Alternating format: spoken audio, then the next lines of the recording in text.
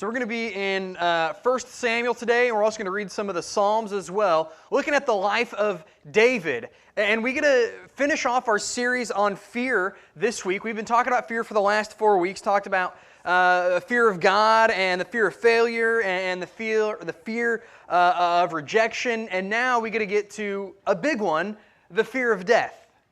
Anybody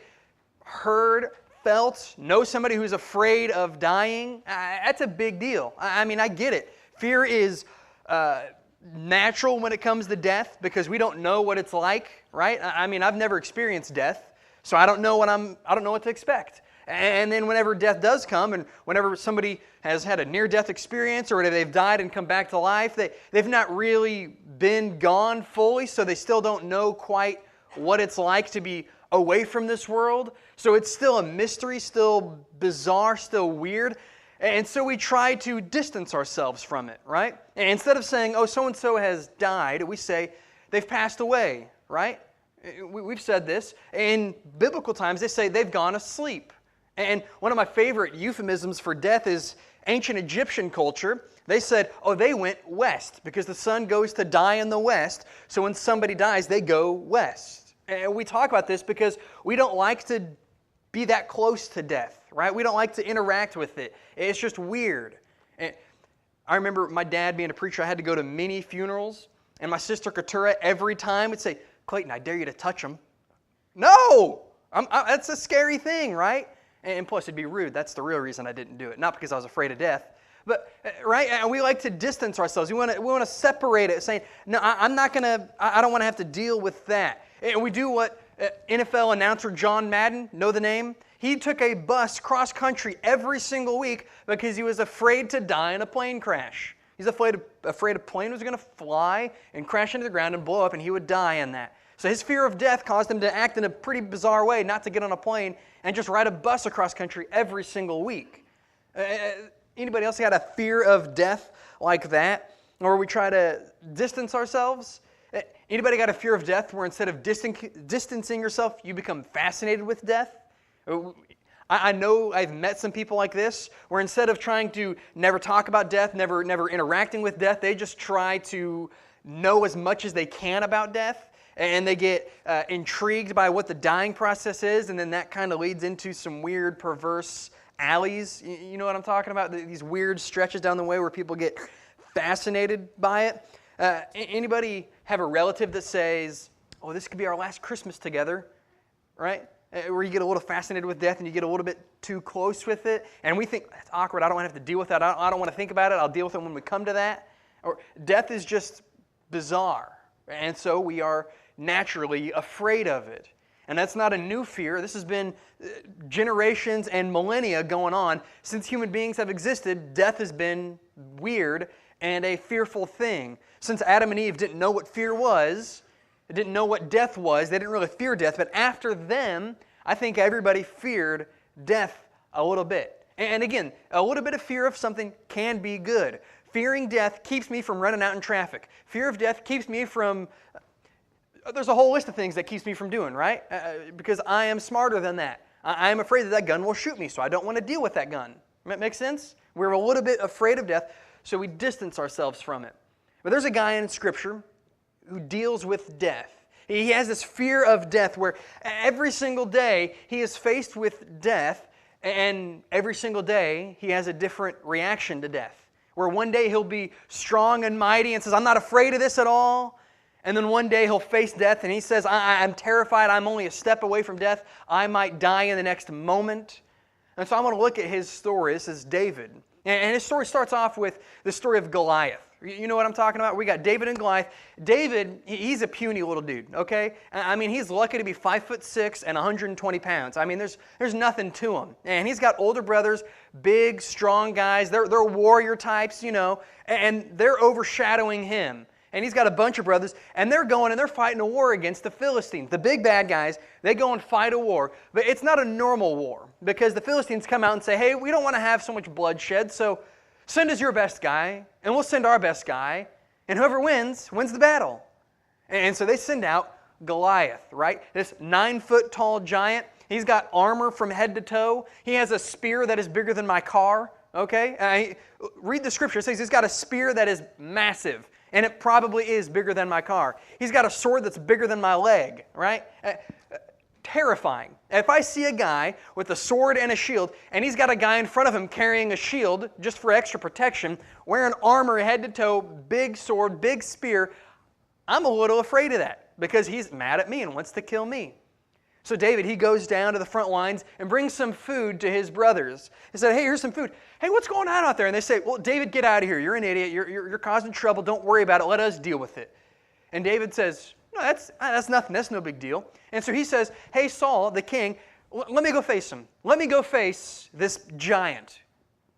Whatever you say, David. You want to be an infantryman on the front line? You go for it. So, right, David goes out on the front lines. He gathers a few stones. He gets some slings. He gets a sling with a few stones. And the king says, hey, take my armor so that, you won't die on the first swing. And he says, no, I don't need the armor. I don't want that. Has no fear of death at this point.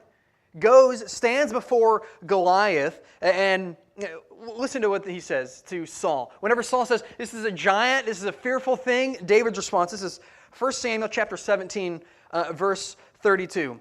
David said to Saul, let no man's heart fail because of him. Your servant, I, David, I will go and fight with the Philistine. I will let my heart fail because it's a giant and you're a little boy, right? He's lucky to be 16 years old at this point. Tiny, short, young, naive. And he says, I'll go kill the guy. I'll go take care of him. So he does. He goes out there. And this is a little bit later, 1 Samuel chapter 17, verse 47. And that all this assembly may know that the Lord saves not with sword and spear, for the battle is the Lord's, and he will give you into our hand. He's talking to Goliath there. He says, listen, God's going to defeat you. It's not going to be me. It's going to be God. He's got this tremendous faith and he dispels all fear, and he has complete faith that God will save him, that God will defeat Goliath. And what do you know? That's what happens. Swings it around, chucks a stone, embeds in his forehead. Did you know that? It sunk into his forehead, means it breaks the skull, goes into the brain, and kills Goliath. And then what does David do? He goes over there, picks up Goliath's swords, and chops off Goliath's head, and takes it through the city. Look what I did. The giant, I killed him, right? He has no fear of death when he goes and he faces Goliath. But then, David gets a little bit of a reputation as being a mighty warrior, right? And they sing this song about David where they say, hey, Saul, our king, has killed his thousands, but David, he has killed his tens of thousands. Right? That's a great compliment. That's a great praise from people of Israel. But what happens is the king gets a little jealous of David, right? David has killed his 10,000s, but Saul, our king, our leader, he's only killed his thousands. He's only killed 1/10 of the amount of the king. The king has only killed 1/10 of the amount of David. And then on the side over here, we got this prophet from God who says, David, you're going to be king. All while Saul is still king. And so Saul gets mad, right? If somebody says, you get it, right? Saul's mad at him. And so what does Saul do? He decides, I'm going to kill David. I'm going to go out and I'm going to kill David. And so that's what Saul goes about doing. But David, who's killed his tens of thousands, killed his lions, killed these bears that have tried to take his sheep, and killed the giant Goliath whose profession was warfare, he has this little interaction. 1 Samuel chapter 20 now, fast forwarding a little bit. Saul is trying to kill him, but he says this to his friend, but truly as the Lord lives, and as your soul lives, there is but a step between me and death. How could you go from saying, the Lord will provide, the victory will be the Lord's facing the greatest warrior that the world has seen at this point, and then you see Saul, a guy who was afraid to face Goliath himself, and David says, I am a step away from death. From a guy who was too scared to go to do something that I did. Anybody else see something weird about that? David, you're stronger than that. You're mightier than that. And yet he fears death in that situation. And so what does he do? He runs away. There's this long interaction of Saul chasing David and hiding in caves and cutting off the robe of Saul and said, Saul, I could have killed you, but I didn't. Please stop chasing me. You know that story. And then finally, David flees the land. He runs to a different land, goes to this country of Gath, this land of Gath. And there, this king has him, and they're thinking, we should probably kill David. But here, he's got this interaction. David comes up with this idea because he's afraid. But here's what happens. This is 1 Samuel chapter 21 now. And down in verses 12 and 13, David took these words to heart and was much afraid of Achish, the king of Gath. Much afraid of this other king. And so verse 13, here's what he does. He changed his behavior before them, pretended to be insane in their hands, and made marks on the doors of the gate, and let his spittle run down his beard. Anybody heard that story about David before? Anybody think that's a brave David? Anybody think that's a valiant David? Anybody think that's a warrior David? That's scaredy cat David. That's running away from his problems David. He's pretending to be something he's not so he doesn't get killed. He's a wimp, right? He killed Goliath already. That's in the past. And now he faces this king and he says, well, I'm going to act insane. I'm going to make weird drawings on the wall, make them kick me out of town so they don't kill me. He's afraid of death. And so it causes him to act in this really weird, bizarre way. And I think a lot of times we are afraid of death and we do what David does. We run away from the problem. We say, I'm only a step away from death. Or we say, I'm going to act in this bizarre, weird manner that's not normal for me because I might die. And that's what David does, and that's what we do. But here's the deal. The ending of David's story, we know it because David, he becomes the king of Israel. He becomes this great, mighty king and does these wonderful works for the Lord. And then he gets ready to die. He sets everything in order, says, hey, Solomon's going to be king. Here's what you're going to do with the kingdom after this. I'm getting ready to die. Here's what you should do. And then after this, he says, for 2 Samuel chapter 23, verse 5, for does not my house stand so with God? He has made with me an everlasting covenant, ordered in all things and secure. And so now he flip-flops back to the side of, I'm not afraid of death. I'm ready for death. I'm prepared for this. Where he's not scared in the beginning, and then he goes to scared, and now he's back to not scared of death. And we can see this flip-flopping nature in the Psalms that David writes. So I'm going to read off a good group of Psalms here, and just know that there's many more than just these four that I'm going to read to you. Here's Psalm 9. Be gracious to me, O Lord. See my affliction from those who hate me. Does that sound like he's afraid? God, help me. God, see my affliction. And then Psalm 18. In my distress, I called upon the Lord. Talking in distress, this fear of death. I called upon the Lord. To my God, I cried for help.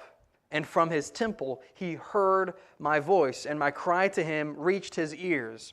And then the more famous one, Psalm 23, we know this one. Even though I walk through the valley of the shadow of death, I will fear no evil. I will fear no death, for you are with me. Your rod and your staff, they comfort me. He goes from fearing death to being delivered to not fearing death. And then we see another one, Psalm 55. My heart is in anguish with me. The terrors of death have fallen on me. So back and forth, David goes from fearing death to being confident in life. Fearing death to being confident in life. And so I want to know how at the end of his life, he comes to terms and how he can say, my house stands with the Lord. And I want us to be able to do that. I want us to be able to, at the end of our life, say, God, I am ready. God, I stand with you. I'm ready to meet you. And so I want to know how David got there, and I want to know how you and I can get to that point. And so I'm going to look at three different lessons, three things that you can do, that I can do to help get over this fear of death that's debilitating and that harms us, okay? So we're going to look at these different lessons, these different goals, different things that you can do actively so that we can be ready for death. And now here's the first one. It's be prepared. Be prepared, right? And I want to talk about a couple different ways you can be prepared because we have a spiritual life and a physical life, right? Do you remember this verse in Ecclesiastes? This is Ecclesiastes chapter 3, verse 20. All go to one place, all from dust, and to dust all return. So here's the deal. You're going to die. Have I said that before? You're going to die. So it makes sense to be prepared for whenever you do die, right? That's just the natural progression. If I'm going to die, I better start getting prepared to die. It makes sense? If I'm going to take a vacation to Florida, I'm going to pack swimming trunks, right? I'm going to be prepared for Florida. If I'm going to be dead, I better be prepared for that moment. And so first of all, I want to talk about having your soul prepared. Having your soul prepared, because we have this chasm, right, between us and God. We have this separation where if we die, we're going to be separated forever, but we can have that link back together. We can come back. Now, in Revelation, we see this glimpse into the throne room, okay?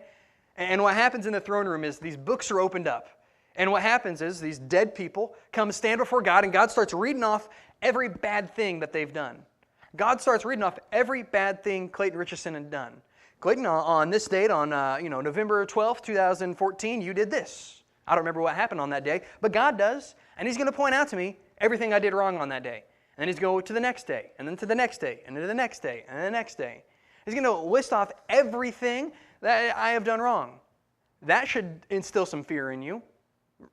Anybody else with me? That should have some fear in your life if you recognize, I'm going to stand before God and He will read me off everything I've done wrong, and I will deserve death. There's a neat story in the book of Acts where Paul, he goes and he's talking to this guy named Felix, and he explains the gospel and says, hey, you're going to have to give an account for your life. And Felix says, hey, I don't want to hear anymore. Stop talking. Anybody else? I'm afraid of this, so I don't want to hear about that anymore. But instead of brushing it off, saying, I don't want to hear about that anymore, I think we should be prepared. We should get ready for that moment. Here's Matthew chapter 10, verse 28. Do not fear those who kill the body, but cannot kill the soul. Rather, fear Him who can destroy both soul and body in hell. And the only person who can kill your soul and your body is God Almighty, right? That's the only guy who can do that. But here's the other deal. There's only one person who can save your soul. This is Romans chapter 6, verse 5. If we have been united with Him in death like this, we shall certainly be united with Him in a resurrection like His. So even though we're going to die, we can resurrect.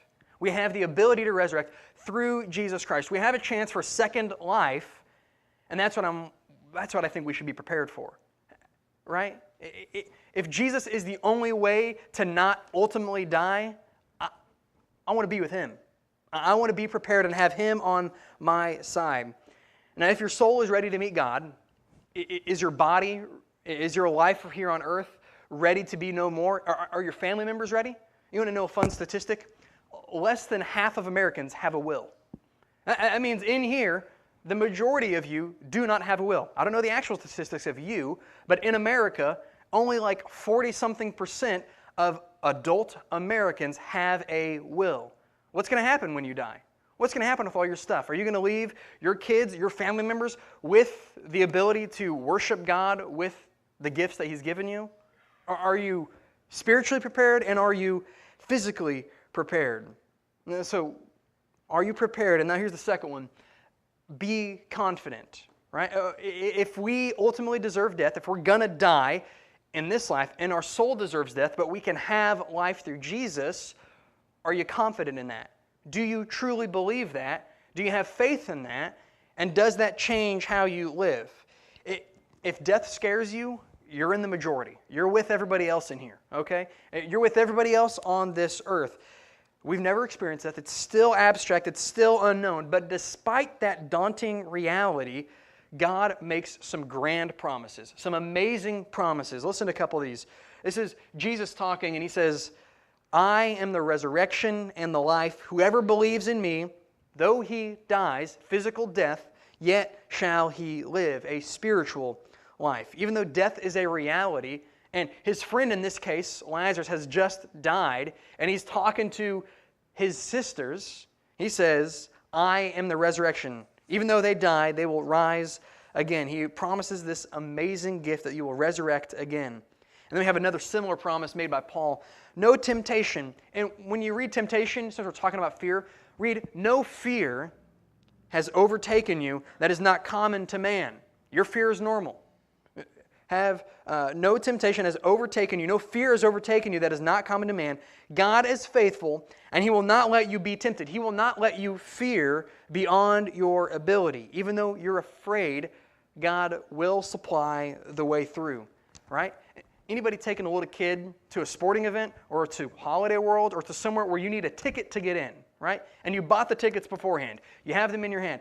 Now, when you're in the car, are you going to hand them that ticket while they're in the back seat, a little 5-year-old, a little 6-year-old? What are you going to do? When are you going to give them that ticket? Right when you get to the gate. You're not going to give it to them before. Now, they have no idea they have a ticket. They're walking up to the gate. They don't have a ticket in their hand, but what are they confident in? That you have the ticket, right? That mama has the ticket and she will get me in. God has the ticket for you and He'll get you in. I don't have to be confident in myself. Philippians 3 talks about, if anybody has confidence in the flesh, it's me, Paul, I'm the best there is, but I'm not confident in the flesh because I know it means nothing. It's rubbish, right? And he says, I'm not confident in what I have done. I'm confident that when I get to the gate, Jesus is going to give me the ticket to get in. So be prepared and be confident. If you struggle with this, I'm going to list off a couple verses here. Write these down. Memorize them if you struggle with being confident. Okay? Deuteronomy chapter 31, verse 6 talks about some of God's blessings. Joshua 1:5, that's another good one. The first chapter of Joshua is great. A great command, be strong and courageous. That's a great one. And then Hebrews chapter 13, verse 5. And then John chapter 14, and I'll read that verse a little bit later, probably, maybe not, I don't know. John 14:1, and then of course Psalm 23.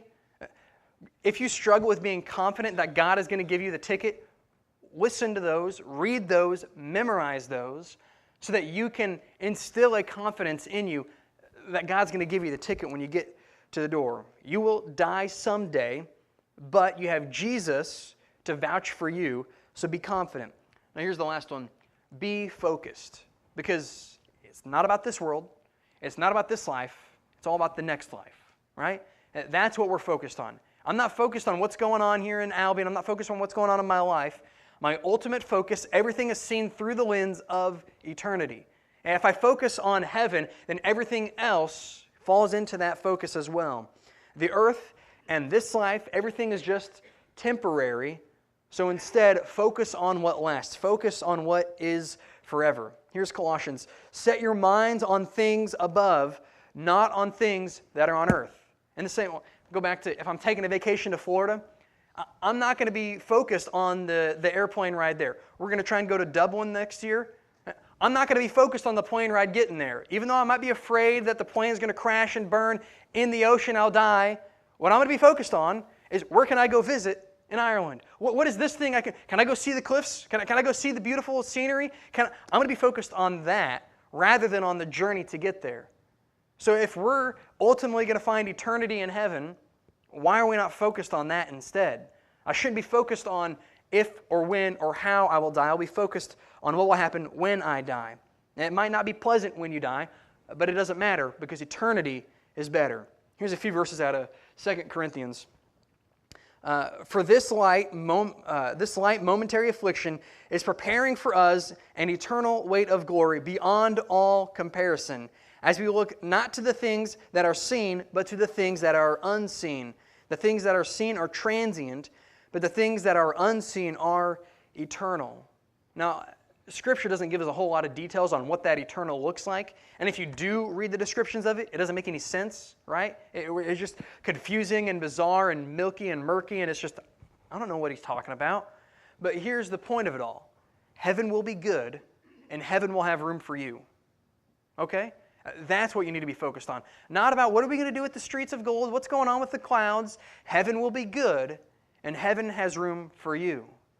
Now, I think talks about heaven coming down to earth. I think whenever that happens, heaven meets earth, I'm gonna go travel. When I get to heaven, I'm going to go see all the things. I'm going to go look at all the scenery on this earth that I didn't get to see while I was alive.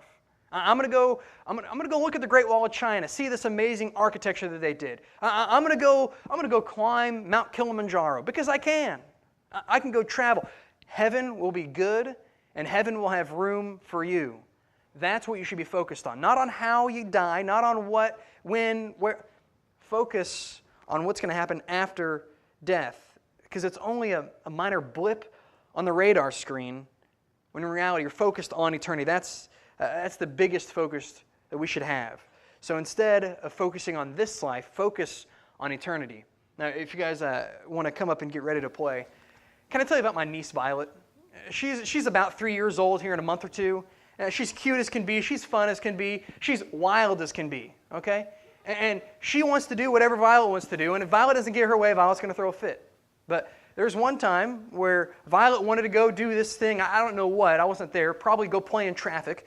And my sister Roberta said, "No, Violet, we can't do that because you might get hit and you might die." And you know what Violet's response was? "That's okay. Mommy and Daddy will just make another Violet." Anybody see a problem with that? We only got one Violet. Here's the truth of that little girl's statement right there. We're gonna get made again. I've got God who says, "I'm going to give you a new body. I'm going to give you a new body that's going to be perfect. There's nothing going to be wrong with it. And you can go and do whatever you like in that body." God's going to give us a new Violet. Going to give me a new Clayton whenever heaven comes down. So I'm going to be prepared for that day. I'm going to be confident that I'm going to get that ticket when it comes time. And I'm going to be focused on that rather than on anything else. Be prepared for death. Be confident that He supplies, and be focused on eternity. Let's go and worship Him now.